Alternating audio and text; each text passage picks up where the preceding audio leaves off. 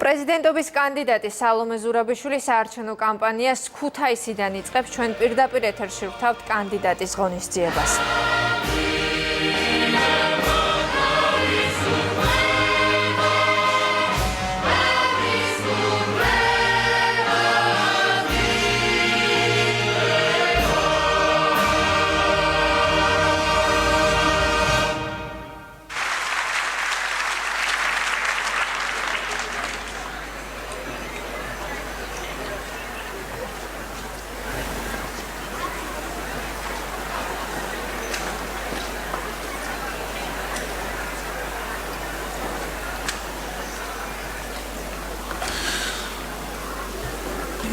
მოგესალმებით, კალბატონებო და ბატონებო, დამსწრე საზოგადოება, პატივცემულო სტუმრებო.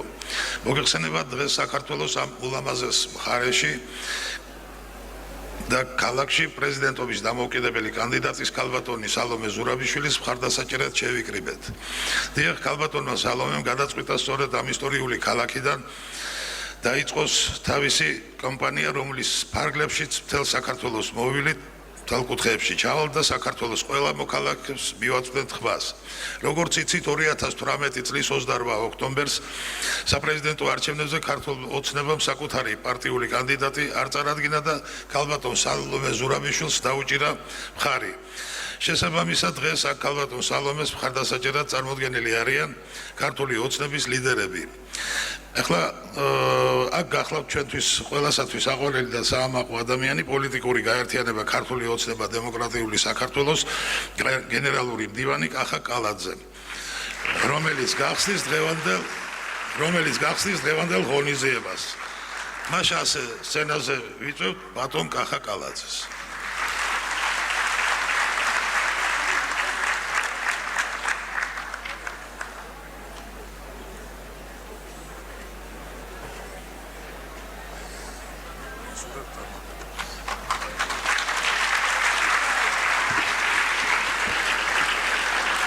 მოგესალმებით, კალბატონებო და ბატონებო, პატივცემულო სტუმრებო, ძვირფასო საზოგადოებო. ძალიან მიხარია, რომ დღეს ვარ თქვენთან ერთად ჩემს მშობლიურ იმერეთში. ჩვენი დღევანდელი შეხვედრის მიზეზი ყველამ ძალიან კარგად ვიცით, რომ ახლოვდება საპრეზიდენტო არჩევნები და დღეს დამოუკიდებელი კანდიდატი კალბატონი სალომე ზურაბიშვილი იწყებს საარჩევნო კამპანიას. მე დღეს მინდა მოგახსენოთ ჩვენი პარტია ქართული ოცნება დემოკრატიული საქართველოს ხედვები და დამოკიდებულება ამ არჩევნებთან მიმართებაში. ქართული ოცნება დემოკრატიული საქართველოს ერთ-ერთი მთავარი მისია დემოკრატიული ინსტიტუციების განვითარება და გაძლიერება ქვეყანაში.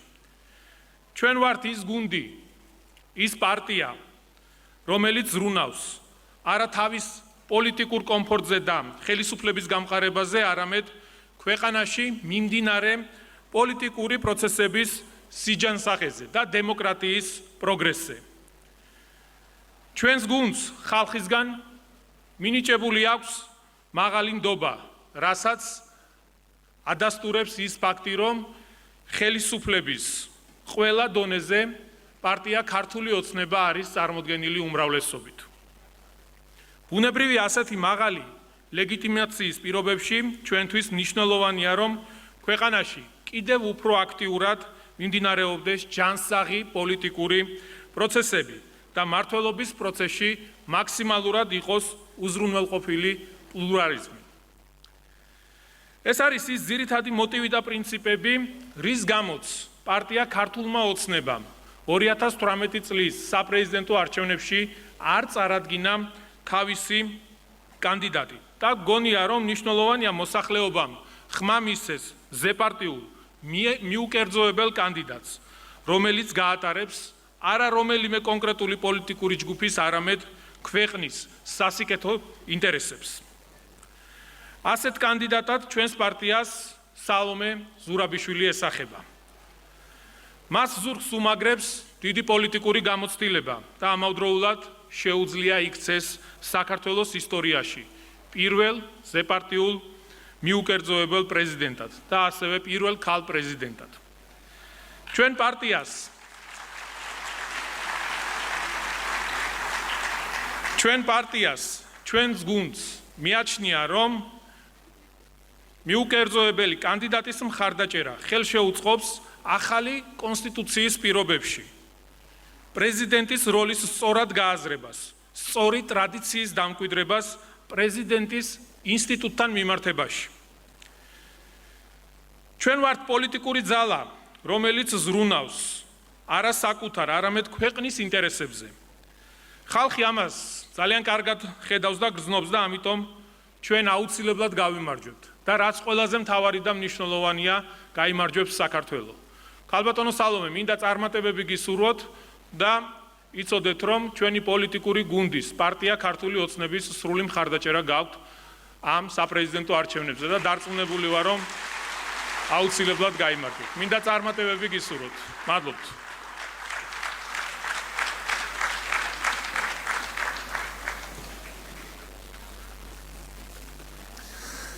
მადლობას ვუხდი ბატონ კახაკალაძეს. ახლა კი დროა სცენაზე ვთხოვოთ ადამიანს, ვის მხარდასაჭერადაც დღეს შევიკრიბეთ და დარწმუნებული ვართ, რომ სწორედ ქალბატონი სალომე ზურაბიშვილი გახდება საქართველოს ისტორიაში პირველი ქალი პრეზიდენტი.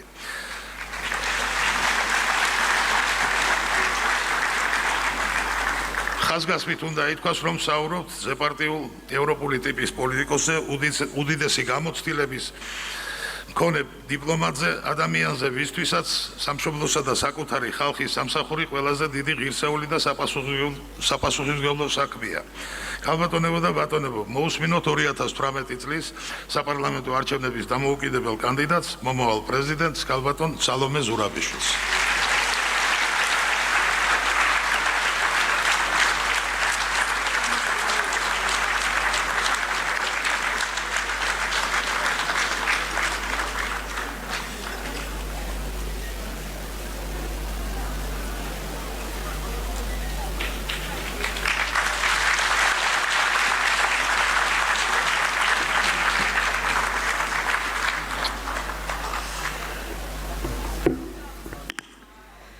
მოგესალმებით.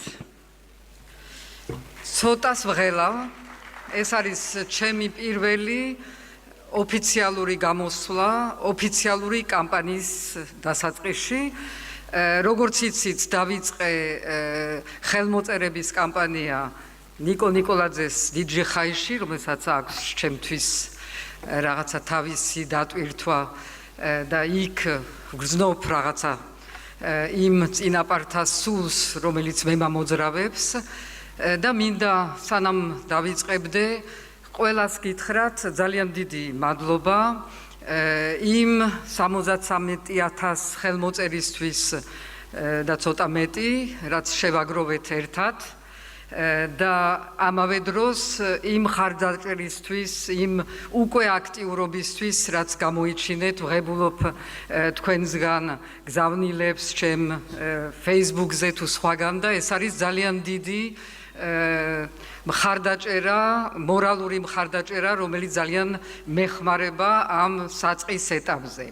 აქედან ვიწყებ ამ ოფიციალურ კამპანიას, რამე თუ ქუთაისი არის ასევე ჩემთან ძალიან ახლოს, ეს არის ის ქალაქი, სადაც ჩემი ბებია ბაბუა ცხოვრობდნენ და მე მახსოვს, რომ ეს სიტყვები ზუსტად ეს სიტყვები ვთქვი აქა, ერთი აღარ მახსოვს 15 წლის წინ დაახლოებით, როცა პირველად ვიყავი ამ სცენაზე და ასევე ძალიან ახლოს გრძნობდი თავს ამ ქალაქთან, საიდანაც მერე წავიდნენ თბილისში, როგორც წავიდა ძალიან დიდი ნაწილი ამ ქალაქის ინტელიგენციის, გადავიდა თბილისში და ამით დატოვა ეს ქალაქი ობლად და ამას დაუბრუნდები. მერე როცა გეტყვით რა გეგმები და რა ხედვა მაქვს მე ამ რეგიონისთვის და ამ ქალაქისთვის.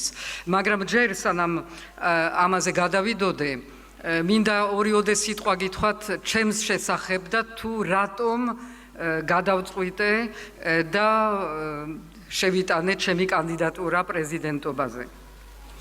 მე იმიტომ გადავწყვიტე და იმიტომ მოვდივარ, რომ მქონდა ბავშვობიდან რაღაცა ისეთი გრძნობა, ჩანერგილი, არ ვიცი საიდან მოდის, რომ როცა საქართველო იქნებოდა დამოუკიდებელი სახელმწიფო იმ დროისთვის და ეს დრო უთუოდ მოვიდოდა, რაღაცნაირად მივიღებდი მონაწილეობას იმ სახელმწიფო სამსახურში, რომლისთვისაც ისე თუ ასე ვემზადებოდი.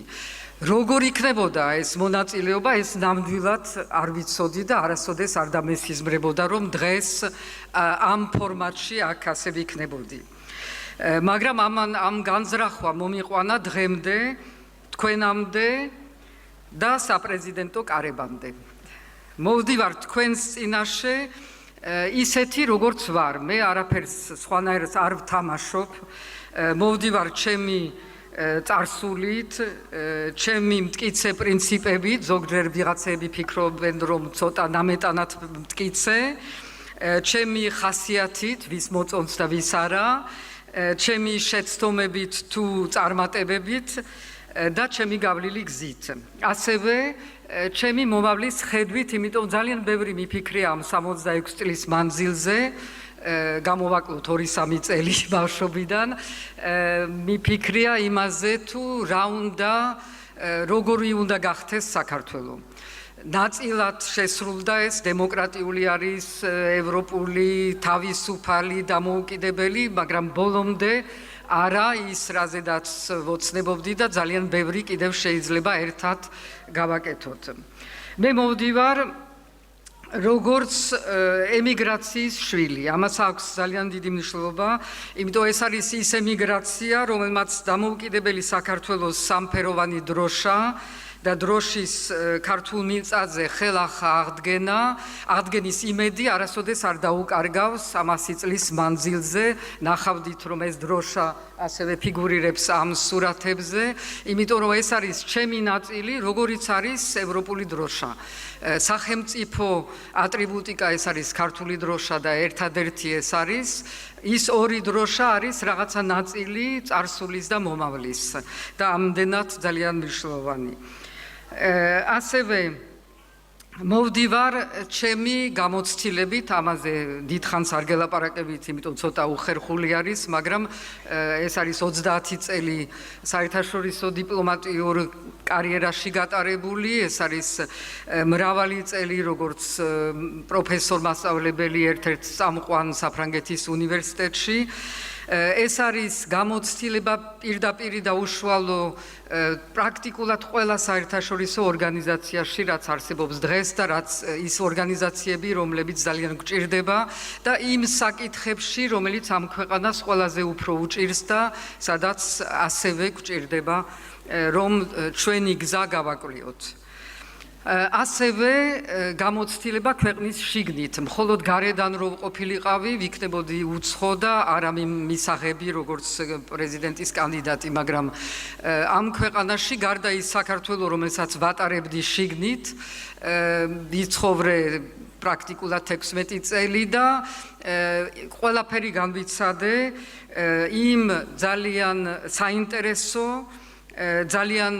ზოგჯერ ძალიან რთული, მეტადრე დასაწყისში, როცა მე არ ვიცოდი და ვერ ყვეოდი ამ ქართულ პოლიტიკაში და ყველა გამოცდილება ამ ქართულ პოლიტიკიდან მივიღე თავისი მეგობრებით, თავისი ვინც გამტყუნებს, თავისი ქუჩაში დგომით, არჩევნებში მონაწილეობით და გაყალბებასთან ბრძოლით, თავისი მინისტრობით ცხადია და ბოლოს საპარლამენტო გამოცდილებით და საქმიანობით. აქედან არაფერს არ ვნანობ. იყო ძალიან მძიმე ეპიზოდები ამ გავლილ გზაზე, მაგრამ ეს იყო ძალიან ჩემთვის ბევრის მომტანი და ამან მომამზადა ამ დღისთვის და იმისთვის, რომ დღეს აქ თქვენ წინაშე ვდგევარ.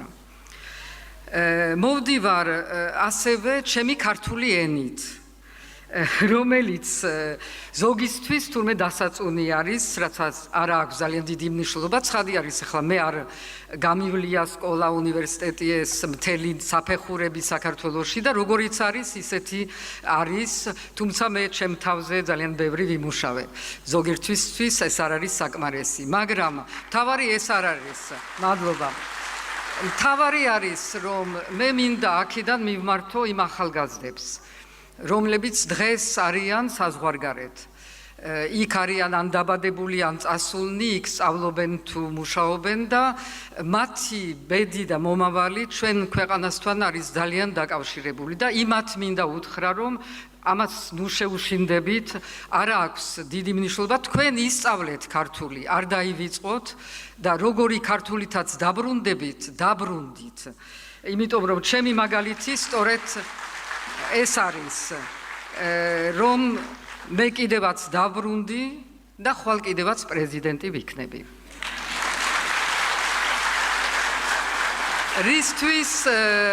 რისთვის მოვდივარ?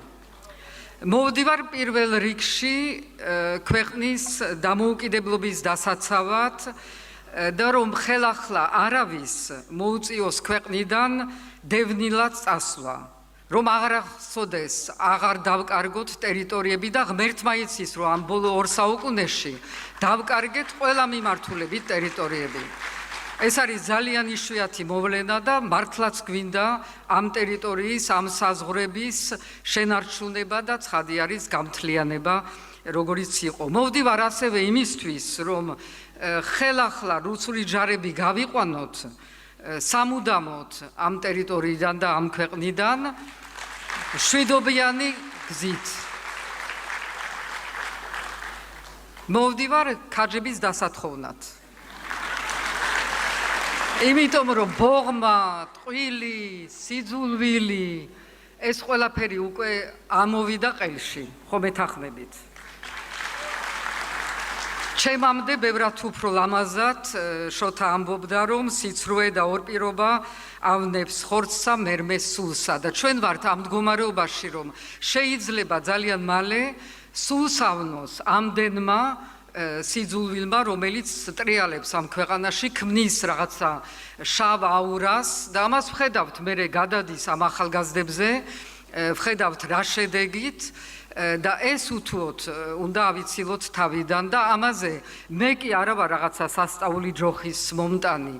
ამაზე უნდა ვიმუშაოთ ერთად. თქვენ, მე, მედია, რომელიც დიდი როლი არის ამ სიტუაციაში, რომ რაღაცნაირად გამოვასწოროთ და ცხადი არის სკოლა, მაგრამ ჯერ ეს იწყება ოჯახში და მერე სკოლაში.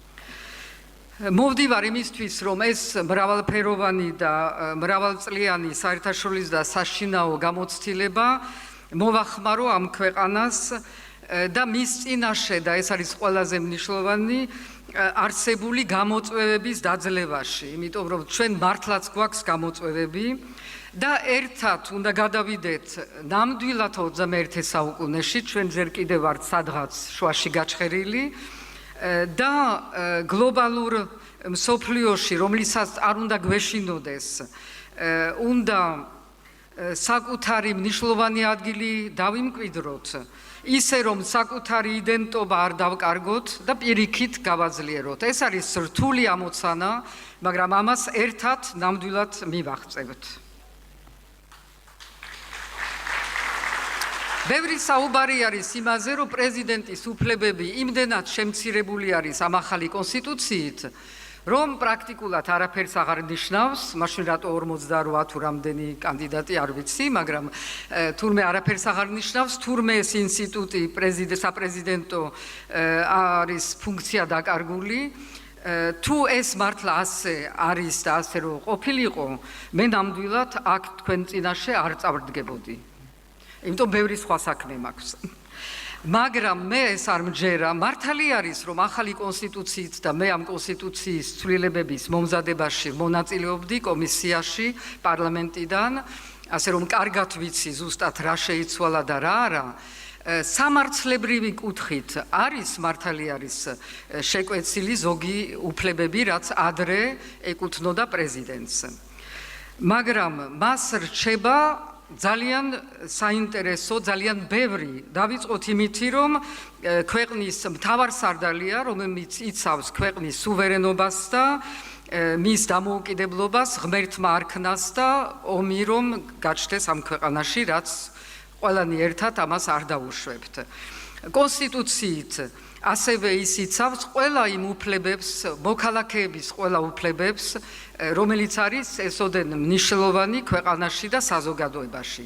ადამიანის უფლებებს, შეზღუდულ უნარების მქონე პირების უფლებებს, ქალების უფლებებს, ზალადობის წინააღმდეგ, დიასპორის ქვეყნის გარეთ უფლებებს და ასე შემდეგ და დიასპორაზე იცით, რომ დაწყებული არის და იმიტომ ვახსენებ, არა იმიტომ, რომ მე ამაში მონაწილეობდი აქტიურად, არამედ იმიტომ, რომ მინდა რომ აქედან თქვენ შეუთვალოთ თქვენ ოჯახის წევრებს და ვიცი, რომ ბევრს ყავთ უცხოეთში, რომ დღეს არის დრო იმისი უკვე შეიძლება შეიტანონ საკონსულოებში ან აქ რო ჩამოდიან იუსტიციის სამინისტროში მათი განაცხადი რომ აღიდგინონ საქართველოს მოქალაქეობა თუ კი დაჰკარგეს და თუ ეხლა კიდევ აქვს საქართველოს მოქალაქეობა, მაგრამ მიღებული აქვს სხვა ქვეყნის მოქალაქეობა, ასევე უნდა შეიტანონ განაცხადი, რომ შენარჩუნდეს მათთვის საქართველოს მოქალაქეობა. ეს არის ძალიან მნიშვნელოვანი. ეს არ არის კიდევ სხვა რამეს გეტყვით, არ არის საარჩევნო, იმიტომ რომ ეს არ მოესწრება არჩევნებისთვის, ასე რომ მე ჩემი ინტერესი აქ არანაირი არ არის, მაგრამ ეს არის ქვეყნის ინტერესი და ყველა იმ ადამიანების, რომლის დაკარგვის უფლება ჩვენ არ გაგვაჩნია.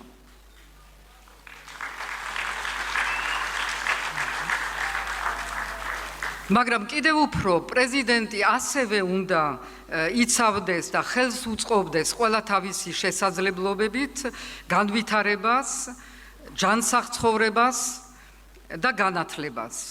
და ეს თუ ბევრი არ არის, მაშინ ბევრი რა არის, მე ნამდვილად არ ვიცი.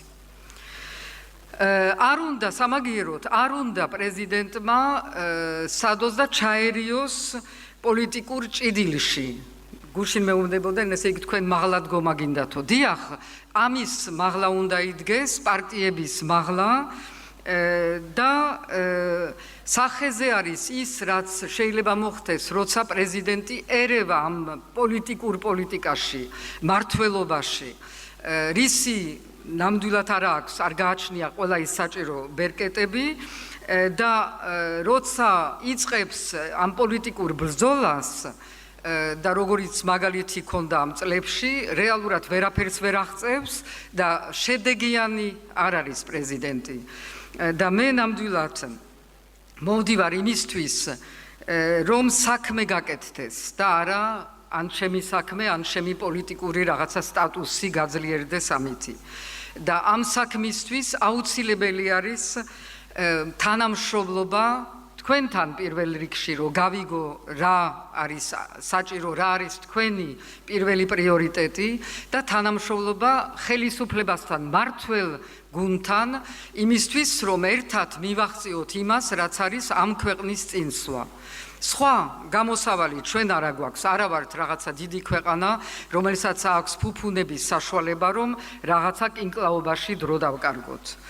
ამიტომ ვარ ძალიან მადლიერი ბატონი კახა თქვენ დღეს ეს გამოაცხადეთ საჯაროდ, მაგრამ იმ გადაწყვეტილებისთვის, რომელიც მიღებული იქნა 2 დღის წინ მმართველ პარტიის მიერ. ეს გადაწყვეტილება არის, მე ვიტყოდი, ისტორიული.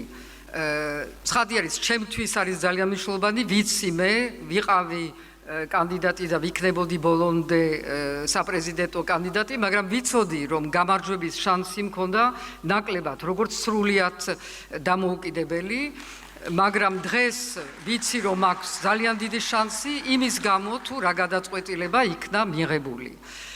და ეს ნიშნავს, თუ ეს ნიშნავს, რომ დამოუკიდებელი აღარ ვიქნები. არ ნიშნავს, რომ დამოუკიდებელი აღარ ვიქნები. ეს ნიშნავს იმას, რომ იმაზე, რაც არის ჩემთვის ყველაზე პრინციპული, იმ წითელ ხაზებზე, რომელზედაც ვერავინ ვერ გადააბიჯებს, ვინც არ უნდა იყოს მართველი თუ არა მართველი, იმაზე ვიქნები პრინციპული, დამოუკიდებელი. ამავე დროს ეს იმას ნიშნავს, რომ მე მესმის, რამდენად მნიშვნელოვანი არის ჩვენი შედეგებისთვის, რომ ვითანამშრომლოთ. და ეს თანამშრომლობა უნდა დაიწყოს ადგილზე, რეგიონებიდან და ავიდეს ზემომდე. რამე თუ საქმეზე ორიენტირებული და შედეგიანი იყოს ყველაფერი. ეს არის მნიშვნელოვანი ასევე ეს გადაწყვეტილება არა მხოლოდ ჩემთვის, შედეგისთვის, ანუ საპრეზიდენტო არჩევნებისთვის, ასევე ამას აქვს ძალიან დიდი მნიშვნელობა ქვეყნისთვის და მომავლისთვის. ასე შეაფასეს ჩვენმა უცხოელ პარტნიორებმა, რომ ეს გადაწყვეტილება, რომელიც ნიშნავს, რომ მართველ პარტიამ გაითვითცნობიერა ის, რომ არ შეიძლება რომ მართველმა პარტიამ 21 საუკუნეში კონდეს და იკავებდეს ყველა ადგილებს, რაც არსებობს სახელმწიფოში და უნდა დაუთმოს ადგილი ამ შემთხვევაში დამოუკიდებელ დეპუტატს, სხვა შემთხვევაში თუ ეს გახდა თუ ამის საშუალება მოვიდაოდეს მე თავისუფალ დამოუკიდებელ მესამე ძალას, როცა ეს იქნება და ეს ქვეყანა ამას ელის, მაგრამ ჯერ კიდევ არ ჩანს მხოლოდ დესტრუქციული ძალები. და ეს არის წინ გადადგმული ნაბიჯი, სამომავლოდ გადადგმული ნაბიჯი, დემოკრატიული და ძალიან კონსტრუქციული ჩვენთვის, ყველასთვის, როგორც საზოგადოება და როგორც ჩვენი წარმოდგენა ამ ქვეყნის და ამ ქვეყნის მომავლის. ასე რომ კიდევ ერთხელ მინდა აქ დავაფიქსიროთ. ეს იყო პირდაპირი ჩართვა ქუთაისიდან, საიდანაც სალომე ზურაბიშვილმა საარჩევნო კამპანია ოფიციალურად დაიწყო. ღონისძიება ქართული ოცნების გენერალურმა მდივანმა კახა კალაძემ გახსნა, რადგან მმართველი პარტია სწორედ სალომე ზურაბიშვილს ურჭერს მხარს ამ არჩევნებზე.